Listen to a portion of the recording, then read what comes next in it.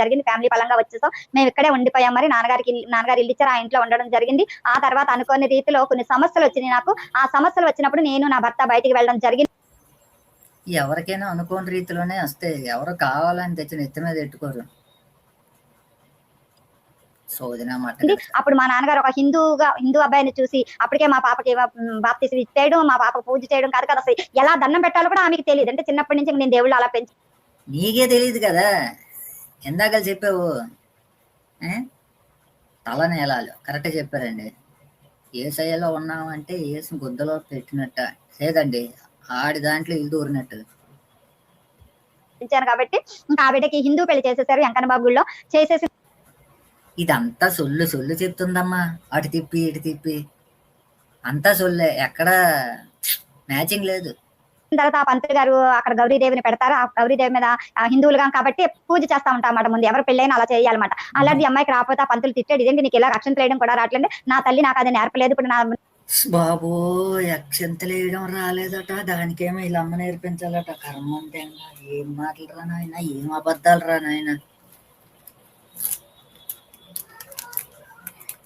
పెరిగి పెళ్ళయ్యే వరకు ఏ దేవుడు కాపాడింది. అది కూడా చూడండి, దీని కూతురికి అయితే అక్షంతలు వేయడం రావట్లేదట. దీని కూతురికి ఏమొచ్చి తీసుకెళ్ళి అది ఏసుగారి దగ్గర తీసుకెళ్తే కానీ నడలేదు, ఏసుగారి దగ్గరికి వెళ్తే కానీ పరిగెట్టలేదు, తలనేలాలేమో మంగళోడికి ఇస్తే కానీ పరిగెట్టలేదు.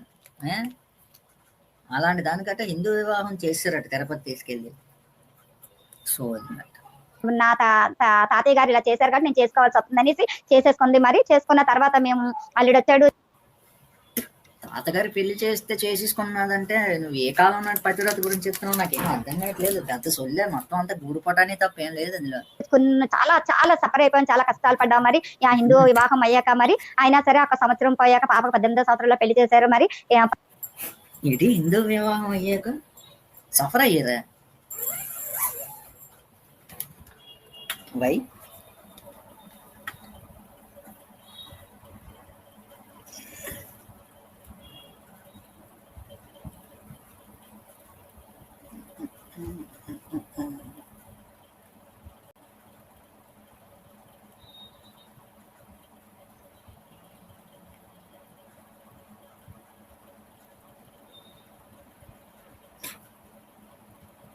పంతొమ్మిదో సంవత్సరంలో మరి గర్భం వచ్చింది. మరి పాపకి ఆ రావడాన్ని 19వ సంవత్సరంలో కూతురికి గర్భం వచ్చింది.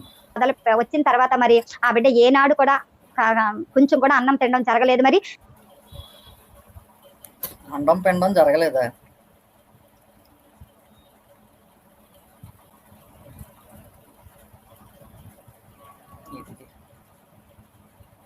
వచ్చిన తర్వాత మరి ఆ బిడ్డ ఏనాడు కూడా కొంచెం కూడా అన్నం తినడం జరగలేదు. మరి మంచినీళ్ళు ఏదో తాగితే డ్రింక్ మంచి లేదు.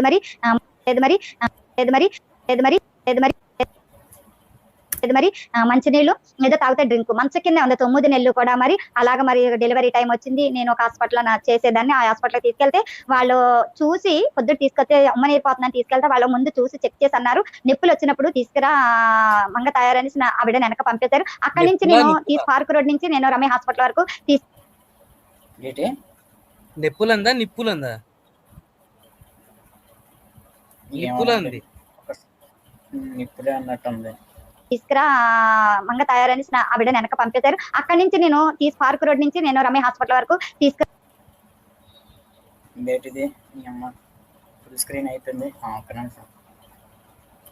నేర్పోతుందని తీసుకెళ్తే వాళ్ళు ముందు చూసి చెక్ చేసి అన్నారు, నొప్పులు వచ్చినప్పుడు తీసుకురా మంగ తయారని ఆ బిడ్డని వెనక పంపేశారు. అక్కడి నుంచి నేను పార్క్ రోడ్ నుంచి నేను రమే హాస్పిటల్ వరకు తీసుకురావడం జరిగింది.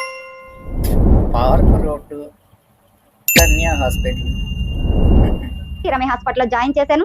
జాయిన్ చేసిన తర్వాత ఆ బిడ్డకి నొప్పులు మరి ఇలా వెళ్ళ కథలు ఇవ్వలేకపోయేది. మరి ఏదో పదం వాడిందండి. ఇంకా ఇలాగ పక్కకే ఒక వారకే పడుకునే ఉండేది. మరి ఇలా వెళ్ళ కథలు ఇవ్వలేకపోయేది. మరి వెళ్ళకి ఇలా ఉండలేకపోయింది. మరి దానికి వచ్చిన పాటలవి అది వెళ్ళకలా ఉండలేకపోయింది, సైడ్కి ఉన్నది. ఇంకా ఇలాగ పక్కకే ఒక వారకే పడుకునే ఉండేది. మరి నేను వారకే పడుకునే ఉండేది. నొప్పులు మరి ఇలా వెళ్ళ కథలు ఇవ్వలేకపోయేది మరి వెళ్ళ కథలు ఏం కథలు చందమామ కథలు ఇంకా ఇలాగ పక్కకే ఒక వారకే పడుకునే ఉండేది మరి ఇంక నేను ఆ పిల్లని చూడడం వెళ్ళడం అశోప్రేయర్లోకి దేవుని పట్టుకుని పాదాలు పట్టుకుని వెళ్ళడం రోడ్డు మీద ఎవ్వరు కనపడినా సరే మా బిడ్డ కోసం ప్రార్థన చేయండి ప్రార్థన చేయండి ప్రార్థన చేయండి అని ఉదయం 9 గంటలకు తీసుకెళ్ళిన పిల్లని నేను ఒక 100 సార్లైనా నేను అశోప్రేయర్కి వెళ్ళి ప్రార్థన చేసుకోవడం రావడం దగ్గర ఉండేదాన్ని కదా. అప్పటికి నా వాళ్ళందరూ పక్క విగ్రహారాధకులు ఒక 20 మంది వరకు కూడా అక్కడ కౌంటర్ లో కూర్చోవడం జరిగింది. వచ్చి అందరూ ఇలాగనేస్తే నేను తర్వాత రాత్రి కరెక్ట్ గా 11:30 అయింది. పిల్లని లేబర్ రూమ్ లోకి తీసుకెళ్లారు. కానీ నొప్పులు మాత్రం రావు. ఏంటి దీని సాయి కళ్ళు కనిపించట్లేదా లేదంటే పైకి చూస్తుందండి?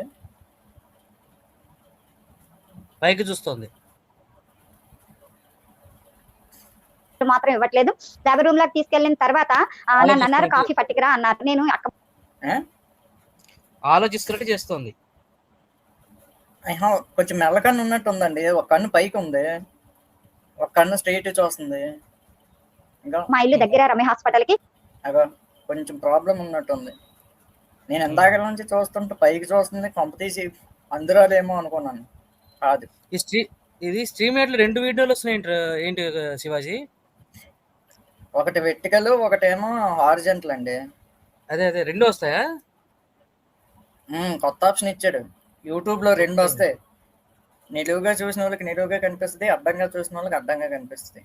నాకు 2 వస్తున్నాయి దీంట్లో, అందుకని ల్యాప్టాప్ నుంచి లాగిన్ అయ్యాను. ఇక్కడ మాత్రం స్ట్రీమ్ యార్డ్ లో మాత్రం మనకి 2 కనిపిస్తాయి.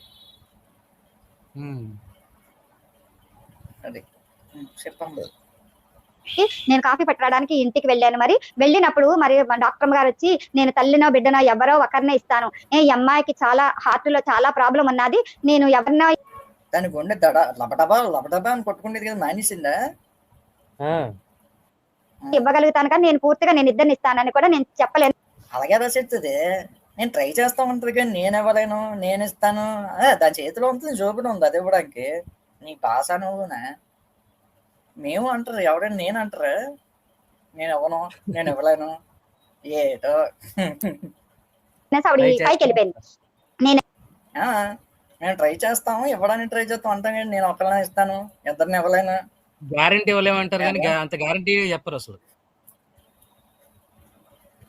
కనీసం వస్తువు అడిగినా సరే అండి వారంటీ ఇస్తున్నాడండి కంపెనీ వాడు, మేము వారంటీ ఇస్తామండి, మేము స్పేర్ మా దగ్గర ఉంటాయండి అని మేము అంటారు. ఇది డైరెక్ట్గా ఎవరుతుంది నేను ఇవ్వలేను, అదేమన్నా జోబిలో ఉందా నేను ఇవ్వడం. వెళ్ళేటప్పటికి అందరూ 20 మంది కూడా మొక్కలు దిగాలుగా ఉన్నారు. ఎన్న తర్వాత ఏంటి ఏంటి అని అడగడం జరిగింది. ఈ 20 మంది ఎవరు? వీళ్ళందరూ ఎందుకు వచ్చారు 20 మంది ఒక హాస్పిటల్ కి? దానికోసమే అక్కడ అడిగినప్పుడు వాళ్ళు ఈ 20 మంది వెళ్తే మొత్తమే తను బయటికి చూసి 20 మంది హాస్పిటల్లో ఎందుకని ఒక డెలివరీకి సమాధానం చెప్పలేదు. కానీ మేడం మా పైకి వెళ్ళారు, తర్వాత వస్తానన్నారు. ఎందుకని కాదు, ఒక అక్కని పక్క బాగా నేను గుంజేసేసి చెప్పక్క పర్వాలేదు, నాకు దేవుడు ఉన్నాడు, చెప్పు చెప్పు ఏదైనా నేను తట్టుకోగలిగిన శక్తి నా దగ్గర ఉంది అక్క, నువ్వు చెప్పక్క అంటే ఇలా నీ దగ్గర ఉన్నది కానీ అవతల లేదు, డాక్టర్ దగ్గర లేదే అన్నదా అన్నారే అని ఆ అక్క చెప్పడం జరిగింది. ఆ చెప్పినప్పుడు నేను అక్కడ బిడ్డల్ని వీళ్ళందరినీ వదిలేసేసి ఔషా ప్రేయర్ లో అక్కడ ఆన్లైన్ ప్రేయర్ జరుగుతుంది. మరి 5 బోల్డ్ ఒక 2000 3000 మంది ఉంటారు మరి ఆన్లైన్ లో. నేను వీళ్ళందరినీ దాటుకుని, అది hall night, theatre night, ground night కాదమ్మా, హోల్ నైట్. రాత్రంతా తెల్లారులు చేస్తారు. అది మరి సేవకుల దగ్గరికి వెళ్ళి నేను సేవకులకు చెప్పడం జరిగింది. సేవకులు నా తల మీద చేతుల నుంచి ప్రార్థన చేసి తల్లి బిడ్డ కూడా నీకు ఇస్తారు, నువ్వేమి భయపడకమ్మా వెళ్ళి. అదేంటి దాన్ని ఎత్తి మీద కదా చెయ్యట్టాలి, దీన్ని ఎత్తి మీద చెయ్యడం ఏంటి? దీనికి ఇస్తే ఆటోమేటిక్ పవర్ వెళ్ళిపోద్ది అక్కడికి. టీవీలోంచే పంపిస్తారు వీళ్ళకి, చాలా జుజుబి అన్నమాట. అన్నప్పుడు నాకు 2 స్త్రీలు ఇచ్చారు. ఆ 2 స్త్రీల్ని పట్టుకుని నేను హాస్పిటల్ 2 స్త్రీలు ఇచ్చాడు. అటు స్త్రీల్ని రావడం జరిగింది. ఆ 2 స్త్రీలు లేబర్ రూమ్ లో మరి డాక్టర్ కూడా అన్ని కాబట్టి ఆ రమ్య గారు 2 స్త్రీల్ని కూడా లోపలికి పిలిచారు. పిలిచినప్పుడు వీళ్ళ తల దగ్గర ఉండి అమ్మాయి దగ్గర ప్రార్థన చేస్తున్నారు. నేను ఒక రూమ్ లో పెద్ద మోకాలు వేసుకుని నా వాళ్ళందరూ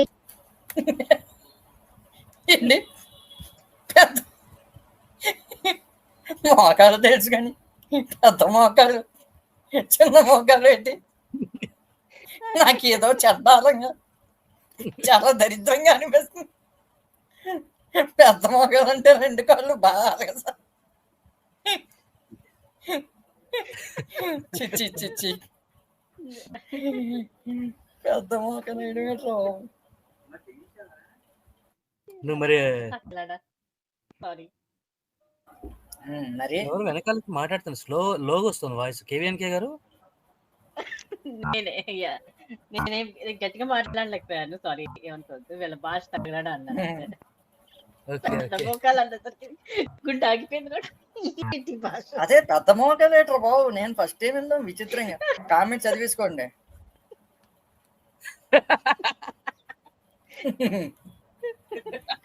జై శ్రీరామ్ అండి. హిందువుల ప్రభా నా పరిస్థితి ఏమిటి, ఇప్పుడు నువ్వు నాకు ఈ బిడ్డని నువ్వే ఇచ్చావు, నువ్వే బ్రతికించావు, మళ్ళా మరొక హిందువుల ప్రభా నా పరిస్థితి ఏమిటి, ఇప్పుడు నువ్వు నా ఏంటి హిందువులు ప్రభు? ఒక్క నిమిషం, ఏదో తేడా కొట్టింది. దగ్గర ప్రార్థన చేస్తున్నారు, నేను ఒక రూమ్ లో పెద్ద మోకాళ్ళు వేసుకుని నా వాళ్ళందరూ హిందువుల ప్రభా నా పరిస్థితి ఏమిటి, ఇప్పుడు హిందువుల ప్రభా నా పరిస్థితి ఓహో, నా ఊళ్ళందరూ హిందువులు ప్రభువా, నా పరిస్థితి ఏంటి అన్నదట. ఆహా. ఏమిటి, ఇప్పుడు నువ్వు నాకు ఈ బిడ్డని నువ్వే ఇచ్చావు, నువ్వే బ్రతికించావు, మళ్ళా మరొకసారి నీ చేతిలో పెడుతున్నాను ప్రభా, నువ్వు నాకు నా చిన్న బిడ్డని అక్కర్లేకపోయినా సరే నాకు పెద్ద బిడ్డ కావాలి ప్రభా, నేను చాలా కన్నీరు కార్చి పొడవ మోకాళ్ళ మీద ఉండి నేను దేవుడిని ఇన్ని మోకాలు నాకు తెలియదురా నాయన. పెద్ద మోకాలు, పొడుగు మోకాలు ఇన్ని ఉంటాయి ఆ కాలుకి, నాకు ఇప్పుడు దాకా తెలియదు. మనిషి గ్రహాంతరం బాబో. బిడ్డని అక్కర్లేకపోయినా సరే నాకు పెద్ద బిడ్డ కావాలి ప్రభా, నేను చాలా కన్నీరు కార్చి పొడవ మోకాళ్ళ మీద ఉండి నేను పెద్ద మోకాలు, పొడుగు మోకాలు, మీ అమ్మ నా ఏంటి బ్రెయిన్ పగిలిపోతుంది ఇక్కడ. చాలా దరిద్రంగా. దేవుడిని ఏడుకుంటున్నాను, నన్ను సిగ్గు అది ఏడుకోవడం కాదురా నాయన, వేడుకుంటున్నాను. పరచవు తండ్రి, నువ్వు గొప్ప దేవుడు కదా, నువ్వు ఎన్నో కార్యాలు నా జీవితంలో చేసావు తండ్రి, నువ్వు ఇది కూడా చేస్తావని నేను ఇది ఎంత దరిద్రంగా చెప్తుందంటే, అది ముందు అది నా కూతురు పోతుంది మనవరాలు పోతుందని కాదు, వీళ్ళ దగ్గర నా ఫ్యామిలీ వాళ్ళందరూ హిందువులు, వాళ్ళ దగ్గర పరువు పోతుంది, నువ్వు నీ నామం ఇదైపోద్ది, అందుకు నువ్వు చూపించాలి అని అడుగుతుందంటే ఎంత గొప్ప సాధ్వి. చూడండి ఎంత గొప్ప పతివ్రతలు ఉన్నారో మన దేశంలోని, మీరు ఎలా తయారయ్యారా. బాగా ఒక గంటన్నర ఉండి నేను ప్రార్థన చేస్తానండి, పావు తక్కువ 2 అయింది, మరి ఎవరో ఎవర్రా బాబు గంటన్నర మోకాలు వేసి, అది పొడుగు మోకాలు, ఇంకోటి ఏదో మోకాలు అన్నది, పెద్ద మోకాలు. గంటన్నర పొడుగు మోకాలు, పెద్ద మోకాలు వేస్తే ఉన్న మోకాలు అరిగిపోదా ఇంక లెగిసే దెబ్బకు మోకాలు కాస్త పొట్టు మోకాలు ఉండు మోకాలు అయిపోద్ది. ఏమో సురేష్ కుమార్ గారు, మాకు కూడా ఏం తెలుసు. ఎర్రముండా నా బిడ్డ కావాలని ఏడవే, దాని బిడ్డ అవసరం లేదని పట్ట మీద చెయ్యి వేసి బిడ్డను బయటకు తోసేసినట్టుగా అనిపించిందంట. అలాగే అనిపిస్తుంది ఎవరికైనా. డాక్టర్ అదే పని చేస్తారు, ఇద్దరు ముందు ఉంటారు కదా, వాళ్ళు అదే పని చేస్తారు కదా, పైనుంచి పుష్ చేస్తారు. అనిపించడం ఏంటి కొత్తగా బొక్క మని ఏడో నాకు కూడా అనిపించింది. మరి వెంటనే మా డాక్టర్ మా కిందకి దిగడము, వెంటనే మరి బొడ్డు కోసి మరి తల్లి బిడ్డ మరి క్షేమంగా రూమ్ కి షిఫ్ట్ చేశారు. పాత సినిమాల్లో ఉంటాయి కదా సేమ్ స్టోరీ, కయ్యని పెద్ద అరుపు వినిపిస్తుంది, అయిపోద్ది. వెంటనే డాక్టర్ ఇలా బయటకు వస్తూ గ్లౌజులు తీస్తూ తల్లి బిడ్డ ఇద్దరు క్షేమం, సుఖప్రసవం జరిగింది అంటారు కదా. అది అండి చెక్ చేసిన 3వ రోజునే మరి ఇంటికి పంపేశారు. అలాగా నా బిడ్డ మరి అలా ఒక నెలలు పాలు ఇచ్చింది. పాలు ఇచ్చిన తర్వాత మరి నెల పోయిన తర్వాత ఇప్పుడు పాలు ఆగిపోయాయి అని చెప్తావా ఏంటి చలాగ్గానే చండాలని. నా బిడ్డ ఇంకా ముసుగు తీయలేని జ్వరం వచ్చేసింది. చాలా ఈతో అన్ని ఎంత వింతలు చెప్తుంది, ముసుగు తీయలేని జ్వరం ఏంట్రా నాయన. విపరీతమైన జ్వరం వచ్చేసిందండి. ఏసుగడి కోపం వచ్చినట్టు ఉంది, సంఘంలో స్త్రీకి ఉత్త మూసుకొని ఉండాలని అంటారు కదా, అందుకని ముసుగు తీయనివ్వకుండా చేసినట్టున్నాడు. ముసుగు తీయట్లేదు. అప్పుడు నా తల్లి అన్నది, నువ్వు డ్యూటీ కదమ్మా, నీ కూతురు ఇలా ఉన్నది అనగానే నేను ఆ హాస్పిటల్లో చేసిన డాక్టర్ గారు అబ్బాయి గుండెకి మత్తు పెట్టే డాక్టర్ గారు అనమాట. ఎందుకు ఆ అబ్బాయి వైజాగ్ నుంచి గుండెకి మత్తు పెట్టే డాక్టర్ ఏంట్రా నాయన, ఇలాంటి డాక్టర్లు కూడా ఉంటారా? గుండెకి మత్తు పెట్టే డాక్టర్ జనరల్ ఉంటాడు, అదే మత్తు పెట్టే డాక్టర్ ఎవడు ఉంటాడు నాకు అర్థం కాదు. ఐ మీన్ ఎనస్థీసియాలజిస్ట్ అన్ని చేస్తాడు, అంటే ఇది ఒక ప్రాసలో చెప్పిందండి. ఒకటి పాలు ఇస్తుంది అన్నది, వెంటనే ముసుగు తీయలేని ప్రాబ్లం అన్నది, గుండెకి మొత్తం ఇచ్చే డాక్టర్.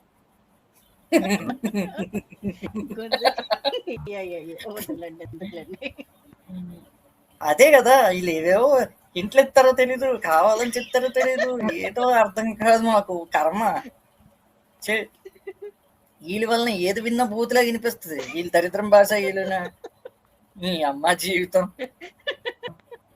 ఇందాకలేం పొడుగు మోకాలు పొట్టు మోకాలు అయ్యేటో తెలియదు. ఇంతకుముందు నేను 8th క్లాస్ 9th లాస్ట్ లో అనుకుంటా స్వాతి బుక్ మా ఇంటికి వస్తే మధ్యలో చదివేవాళ్ళని సరదాగా. ఆ భాష అయితే అర్థమయ్యేది కాదు, ఎవరిని అడగాలో తెలిసేది కాదు. ఆ పదాలన్నీ విచిత్రంగా ఉండేవి, డైరెక్ట్ గా ఉండవు. వేరే వేరే పదాలు ఉంటాయి ప్రతిదానికి. అవి ఏటో అర్థమయ్యేవి కాదు. ఎవరిని అడిగితే ఎవరి ఇంట్లో చెప్పేస్తాడో తెలియదు, ఇంట్లో వాళ్ళు అడిగితే తంతారు. అలా ఉంటది వీళ్ళు చెప్తుంటే. నాకు అవన్నీ గుర్తొస్తాయి. మధ్యలో సమరం ఉండేది. నేను ఆ హాస్పిటల్ లో చేసిన డాక్టర్ గారు అబ్బాయి గుండెకి మత్తు పెట్టే డాక్టర్ గారు అనమాట. ఎందుకు ఆ అబ్బాయి వైజాగ్ నుంచి ఆ రాత్రే రావడం జరిగింది. గుండెకి మత్తు పెట్టేవాడు వైజాగ్ లో ఉన్నాడట. ఈ అమ్మ అందరూ వైజాగ్ మనకు అర్థం. దరిద్రం. నన్ను పిలిచారు, పిలిస్తే ఇదండి పరిస్థితి. నీ గుండె కూడా మత్తాడుతాను రమ్మన్నాడా? చిచి, నీకెందుకు ఎడతాడులే. మా పాపకి ఎప్పుడో ఆరోగ్యం బాగోలేలాగా నేను దేవుని మీద నమ్మకించాను. కానీ నేను ఎప్పుడూ టెస్టులు చేయించలేదండి అని అన్నాను. ఆయన అన్నారు, అయితే నేను ఫ్రీగా టెస్టులు చేస్తాను, నీ కూతుర్ని తీసుకుని. వీడికేట అవసరం మధ్యలో డాక్టర్ అయ్యి ఉండి గుండెకు మత్తిచ్చే డాక్టర్ అంటే? వీడి కిడ్నీలు దగ్గరికి డాక్టర్ అయ్యి ఉంటాడు నాయన. అంటే ఐ మీన్ డాక్టర్ గా దొంగ డాక్టర్ అయ్యి ఉంటుంది. చూసుకోండి తల్లి, గుండెకు మత్తిచ్చే డాక్టర్ ఫ్రీగా చేయిస్తానన్నాడట. విశాఖపట్నం రా అన్నారు. నేను విశాఖపట్నం తీసుకెళ్ళడం జరిగిందండి. తీసుకెళ్లిన తర్వాత ఈ పిల్ల చూస్తే చంటి పిల్ల, కానీ నాది విశాఖపట్నమే కాబట్టి నా అత్తగారాలు ఆ రోజు నేను అప్ అండ్ డౌన్ చేసి చంటి బిడ్డను చూసుకుంటే నేను, నా భర్త, నా అల్లుడు, ఈ 4-5 వెళ్ళడం జరిగిందండి. జరిగిన తర్వాత ముందు కొన్ని టెస్టులు చేశారు, పై టెస్టులు అంతా బాగానే ఉంది. పై టెస్టులు మా ఊర్లో ఎక్కువ అదే మా లవర్ అంటే ఆ పై పనులన్నీ అయిపోయి ఉంటాయి కదా ఈ బయటకు అనేవారు. ఇప్పుడు పై టెస్టులు అంటుంది. అన్ని ఇలాగే ఉంటాయి. అదే ఏం జోగాము అది తొడలోంచి వైరు పంపిస్తారంట. అది పంపించేటప్పుడు నా బిడ్డ కరెంట్ ఎట్టి తెంగవలసిందా? త్వరలో వైర్ ఎట్టి దరిద్రం వదిలిపోదు. నేను బొక్కలాగా కోమాలోకి వెళ్ళిపోయిందండి. కోమాలోకి వెళ్ళిపోయి ఇంకా కోమాలోంచి తను బయటికి రావడం.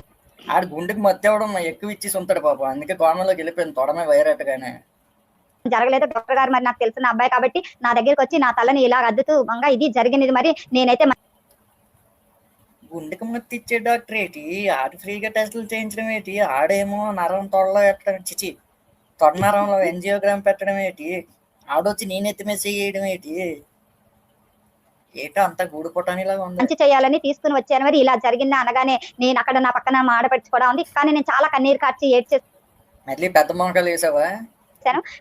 కార్చి ఏడ్చి నేను ఒకటే మాట అన్నాను అనమాట,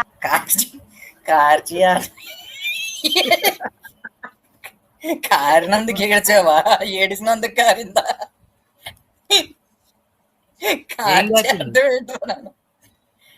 ఏడిస్తే కన్నీరు కారింది. ఏమో సార్, కన్నీరు కారింది నాకు అర్థమైంది కానీ అది మళ్ళీ కన్నీరు కార్చి అని 2 సార్లు అంది.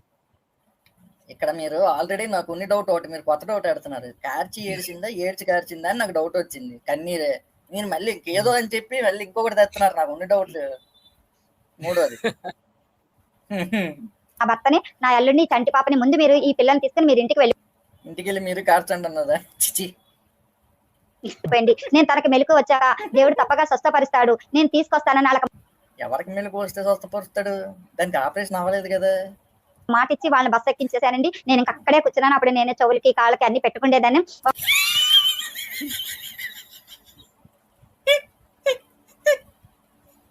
చెవులకి కాళ్ళకి ఓహో చివరింగు మట్లు కావాలా? ఓకే అర్థమైందా? ఇప్పుడు అవి తీసి పడేస్తుంది కావాలా? ఇసకపోపనం పై టెస్ట్లో తొడల మధ్యలో వైర్ అంటే వంకాయ కాయనా అయ్యా. ఏడ్చిన తర్వాతే కాచింది. డాక్టర్ని ఎందుకు పిలిచినవి? గేసుగాడిని కదా పిలాల్సింది. 3D 5D 8D లాగా CD అనేది చర్చి భాష.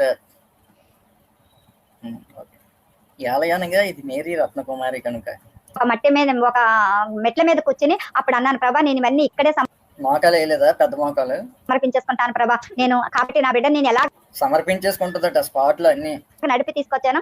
అలాగే నేను తీసుకెళ్లాలి ప్రభా అని నేను అక్కడ దేవుడిని చాలా ఏడుకున్నానండి. మరి తప్పు కదా, మీరు అందరూ వచ్చినప్పుడు బస్సు మీద వచ్చారు. ఇప్పుడేమో దాన్ని నడిపించి తీసుకెళ్తావా? పాపం కదా. ఇప్పుడే తొడలో వైరెట్టారు.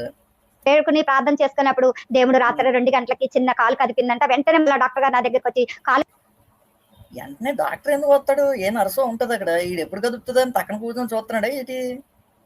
అసలే ఈడు గుండెకి మొత్తం ఇచ్చే డాక్టర్ వెరైటీగా.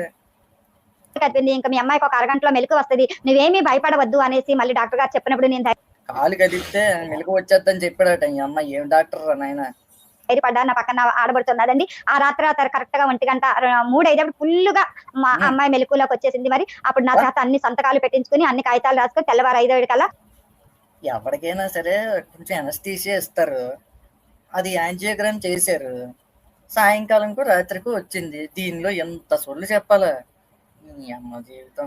మళ్ళీ నేను కాకినాడ బస్ ఎక్కి నేను రావడం జరిగిందండి. రావడం కాదు, కాకినాడ పోయానని చెప్పు, ప్రశాంతంగా ఉంటది వినడానికి. మాకు దరిద్రం. ఇంతకీ చెప్పాల్సింది ఏంటంటే, ఆ అమ్మాయి గుండెలో ఒకవైపే గుండె ఉంది, ఒకవైపు గుండె ఎదగలేదు. ఇదేం పెద్ద చెప్పు.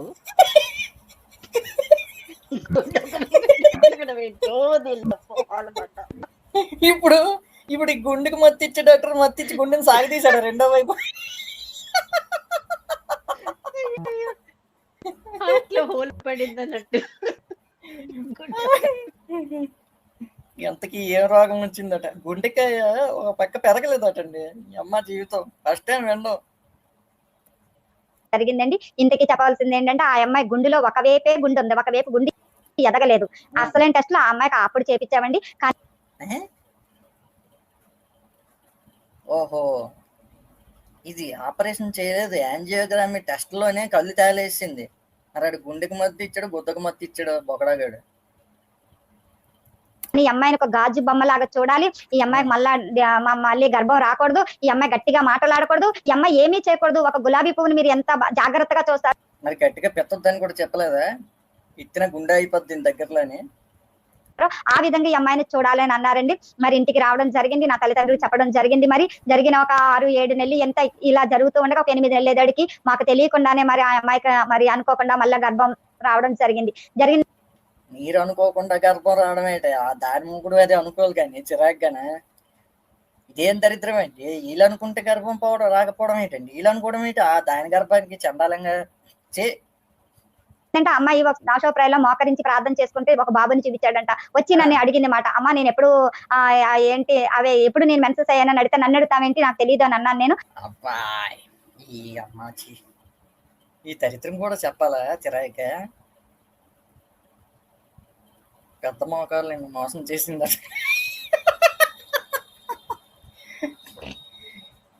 ఏమో సార్ ఉమాకాంత్ ప్రసాద్ గారు, ఈవిడికి తెలియలేదు అంతే అన్నప్పుడు ఆ బిడ్డని చూపించిన దగ్గర నుంచి మళ్ళీ నాకు భయం వేసేసింది. అయ్యి బాబా, ఈ ఫస్ట్ డెలివరీకి ఇలా జరిగింది ఏంటి, మళ్ళీ ఇలాంటి నాకు ఇలా. రెండో డెలివరీకి వెళ్ళినోడికి రెండో సైడ్ గుండెకి కూడా సింక్ అయిపోద్ది. అటువైపు కూడా ఎదగకపోతే మళ్ళీ బాధ. గుండెకి మత్తిచ్చే డాక్టర్ గుట్టకాయలు జారిపోతాయి అమ్మావా. పెడుతున్నావేంటి గౌరీ అనేసి నేను డాక్టర్లు అందరి దగ్గరికి తీసుకెళ్తే ఎవ్వరు, నెల అయింది, ఎవ్వరు కూడా అబార్షన్ చేయనంటున్నారు ఆ బిడ్డకి మాట. అయ్యి బాబాయ్ నీకు ఆ పాప అడిగితే ఆ అమ్మాయి కూడా వద్దంటుంది. ఆ పెద్ద పాపనిచ్చిన దేవుడు ఇంకో పాప కూడా ఇస్తాడు, నువ్వు ఎందుకు భయపడుతున్నావు, ఇస్తాడు డాక్టర్లు దేవుడు ఇచ్చాడు భయపడకని చెప్తున్నారట. నాకు ధైర్యం చెప్పి ఈ డాక్టర్లు అనుకుని తెల్లబట్టలు వేసుకొని క్రిస్టియన్స్ ఉంటారు కదా సిస్టర్లు, వాళ్ళ దగ్గర పట్టుకెళ్ళిందేమో. ఎందుకంటే క్యాథలిక్ వాళ్ళు ఎవరు అబార్షన్ ఒప్పుకోరు, వాళ్ళు చెప్పు ఉంటారు ఈ విషయం. ఇది డాక్టర్ అనుకుని వాళ్ళ దగ్గర పట్టుకెళ్ళి ఉంటది జడ్డు మొగం వేసుకొని. సరే నా వాళ్ళందరూ పక్క విగ్రహారాధన, అప్పుడు ఎవరు దేవుని నమ్ముకోలేదు. అది విగ్రహారాధన కాదే తల్లి, నీ అంకమ్మ విగ్రహారాధన అంటమే చిరాకంటే విగ్రహారాధన అట చెత్త మొగం వేసుకొని. మరి అయినా సరే నేను చాలా భయపడిపోయి కాళ్ళు పట్టుకున్నా. నా పాప వాళ్ళ విగ్రహారాధన చేస్తే నీకెందుకే పయ్యం బొక్కలాగా. నేను మళ్ళా రమ్య హాస్పిటల్ తీసుకెళ్ళడం జరిగింది. కానీ వాళ్ళు పాప మళ్ళీ రిస్క్ తీసుకుని ఆవిడ మత్తు పెట్టి మరి ఆ నెల అబార్షన్ కూడా అమ్మాయికి చేయడం జరిగింది. ఓ మై గాడ్, ఇదేంటి ఎంత పబ్లిక్ గా చెప్పేస్తుంది? ఇది చాలా పెద్ద నేరం. మళ్ళీ అమ్మాయి కోమాలోకి వెళ్ళిపోయింది. కోమాలోకి వెళ్ళిపోవడం కాదు, ఎర్రి కేకలు వేసేసి మొత్తం హాస్పిటల్ అంతా దగ్గర కొట్టేసింది అనమాట. దగ్గర ఏజ్గడ్డ దూరిపోయాడు అనమాట లాస్ట్ లోపలికి.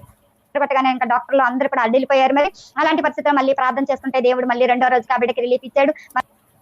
వీడికి ఇదే పని. ఇది దానికి అదేమో కడుపు చేయించుకుంటుంది, ఇది పెద్ద మోకాలు వేస్తుంది. ఆడొచ్చి మళ్ళీ నార్మల్ చేస్తాడు. మళ్ళీ అది కడుపు చేయించుకుంటుంది, మళ్ళీ ఇది పెద్ద మోకాలు వేస్తుంది, మళ్ళీ వచ్చి ఆపుతాడు. దీనమ్మ జీవితం. ఎంతకీ పాస్టర్ బాగా కష్టపడ్డాడో ఏంటి, మళ్ళీ కడుపు వస్తాను ఏమో సార్, నాకు అదే డౌట్గా ఉంది. భ్రూణ హత్య. అప్పటి నుంచి ఇప్పటి వరకు కూడా నా బిడ్డ మరి క్షేమంగా ఉంది. మరి నేను ఆ నిమిత్తం దేవుడి పాదాలు పట్టుకున్నాం. మరి దాన్ని బట్టి అదేంటది సాక్ష్యాన్ని బట్టి పాస్టర్ గారికి కదా కాళ్ళు పట్టుకోవాల్సింది. నా కుటుంబంలో అందరూ రక్షించబడ్డారు. ఇప్పుడు నా కూతురికి 40 సంవత్సరాలు వచ్చినాయి. మరి దేవుడు మరి ఎంత అద్భుతంగా ఓరు బాబో, దానికి 40 అంటే మేడం గారికి 60. మరి అలాంటి జబ్బున్న వాళ్ళకి అందవికారమైన పాపలు పడతారంట. అలాంటిది నాకు ఇచ్చిన ఆ వడ్డీ ఇచ్చాడు కదా మనవరాల్ని, వడ్డీయా? ఇలా కూడా ఆలోచిస్తారా? చక్కటి బిడ్డని ఇచ్చాడు. అమ్మాయి సెకండ్ ఇయర్ చదువుతుంది ఇప్పుడు. మరి ఆ బిడ్డ కూడా దేవుళ్ళ ఎంతో దేవుళ్ళ ఉంటది. మా పాప ఆ అమ్మాయి సెకండ్ ఇయర్ చదువుతుంది.